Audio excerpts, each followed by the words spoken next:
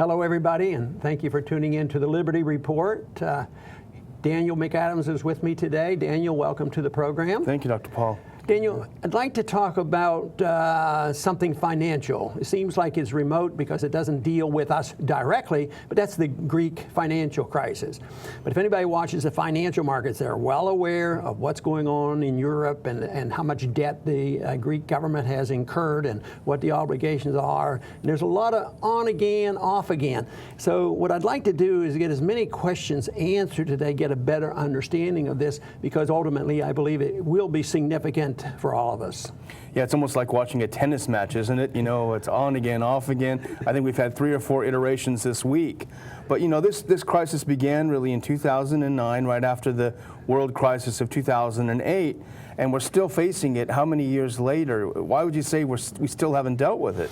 Well, I think the main reason is the Greek government and the Greek system, the financial system, has too much debt. And they won't admit that at this percentage of debt, it has to be liquidated.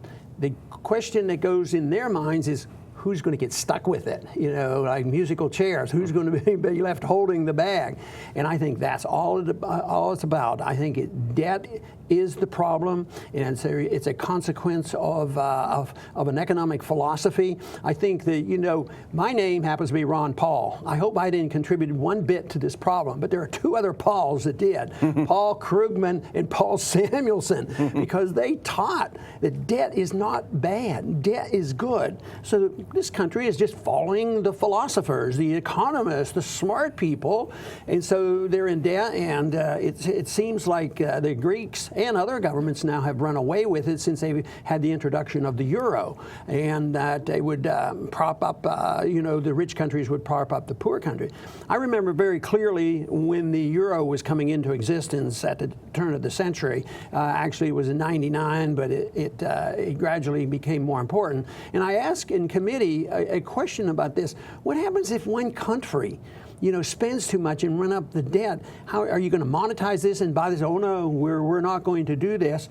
They will be restrained because their interest rates, the Greeks spend too much money, their interest rates will go up, and therefore it will make it more difficult.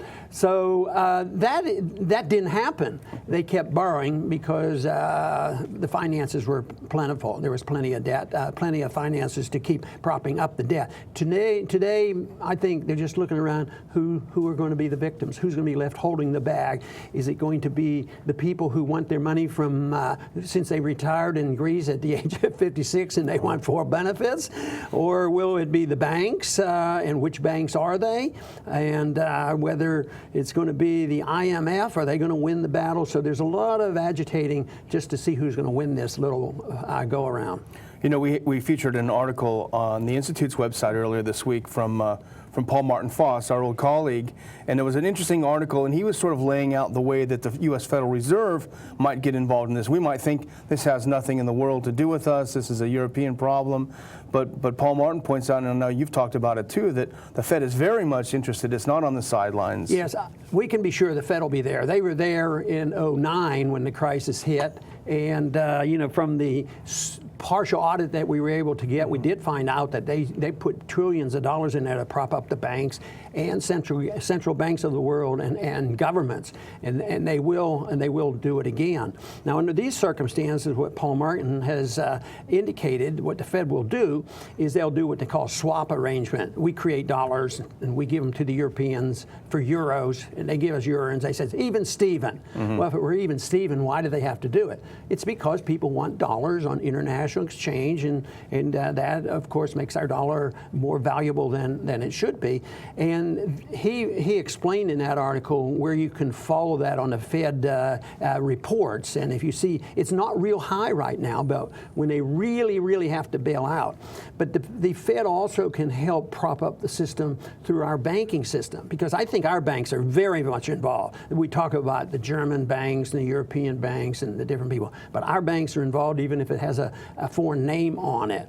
And they have unlimited access to credit from the Fed. So if credit wasn't so free, it would be different. But because it's for free, if necessary, they can go in. But not too many people actually wants to buy this Greek debt, because ultimately it will be worthless.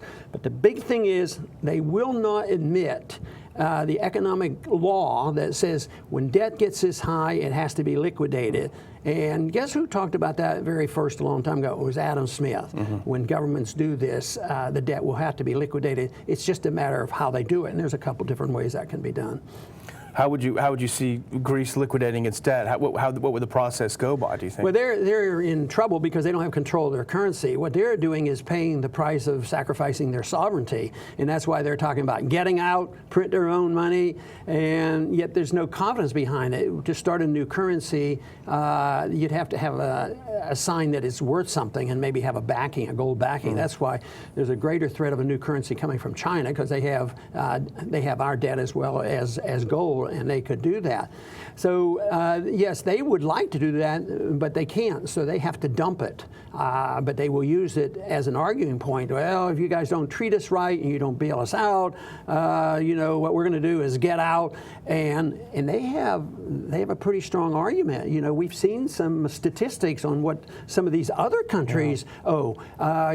Japan, of course, has been known to have the biggest debt as related to GDP. But guess what? Greece is second. They're over 200% of the GDP. And I think I mentioned to you that, they don't have control of this. Let's say, what we need to do is cut spending and borrow, and that ratio will change. No. What if the economy is in shambles and they're producing less? Yeah. That number keeps getting worse. And I think that's what happens. So you don't need just propping up debt and bailing out a bank. That doesn't do it. What you ultimately need is you need the restoration of sound money, and you need the restoration of a market economy so you can produce. But I think one of the greatest harms done to the world and to our country as well has been the preaching since the 1930s by the Keynesian economists that we who think that debt is not necessarily good. I think there was something in the Bible that talked a little bit about debts, and Shakespeare also mentioned about debt. So debt is bad, and yet we have been taught that by generation after generation. But debt is bad, and the one problem, the one thing is that people think, no, it's not so bad. I need a new car. I was going to say $15,000, but I think they cost more now. Okay, I need $25,000 to buy a car. Well, you can have this new car, no interest. Yeah. But there is a debt. You have an obligation, and indirectly it's priced into the car. So when you have to pay off your $25,000 in a weak economy, there is a cost in there. So what it does, though, is encourage people to increase their debt. And the worst thing is debt, according to the Fed, is money. So we print treasury bills. It used to be that we used to have the gold and silver as a reserve behind our currency. Now we can just buy treasury bills. Not only that, especially since 2009, but even long ago in the 80s, they changed the law where the Fed can use anything. They use, of course, mortgage debt. Where did we get the money to buy these trillions of dollars of mortgage debt on these QEs?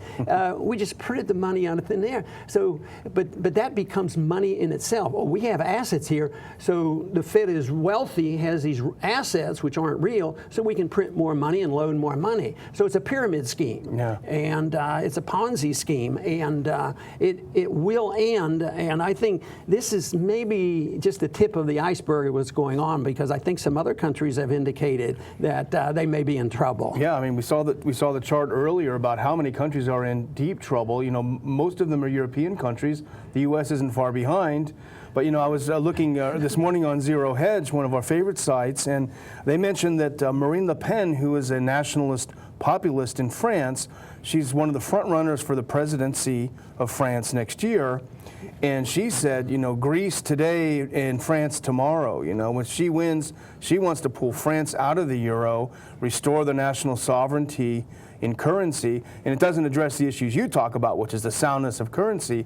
But it looks like that's one of the reasons the European bureaucrats are so nervous about what's happening in Greece. Yes. Because, their whole house of cards will fall down too. The European bureaucracy is based on primarily unelected, extremely well-paid former politicians and things of this nature, and they don't want to let this house of cards fall down either. Yeah, and I think that people don't realize how close that is. I've always predicted when this first started that European Union wouldn't work, just because not that I had tremendous insight, but I kept thinking, are the British always going to get along with the French, and the French with the Germans, and the Germans with the Italians, and the Spanish with the rest of them? I said, I think there's always going to be disagreements to have too close of unity. So I thought it would be cultural and historic that wouldn't allow this to happen. And there probably will be some of that, but it looks like the breakup will come for financial reasons. It looks like we can blame those two Pauls that I talked about,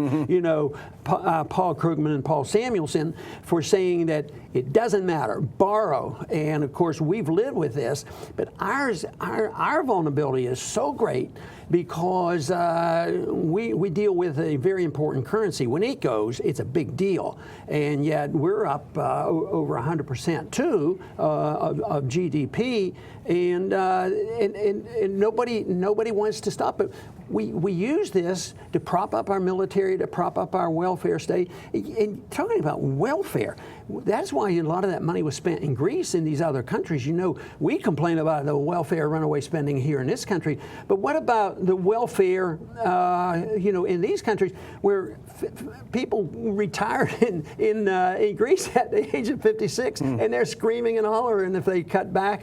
But there's going to be a lot more fighting going on about this. You're going to have the European Union, the European Central Bank. You're going to have the IMF against the government and against the people of Greece, against the bankers of the United States, and ultimately we, the American taxpayer, and we who depend, on the American dollar. It's a big contest. It's a big fight, and this is just the tip of the iceberg, and nobody knows exactly when the climax will come. But believe me, we're fast approaching that day. I'd like to thank everybody for tuning in today to the Liberty Report. Please come back soon.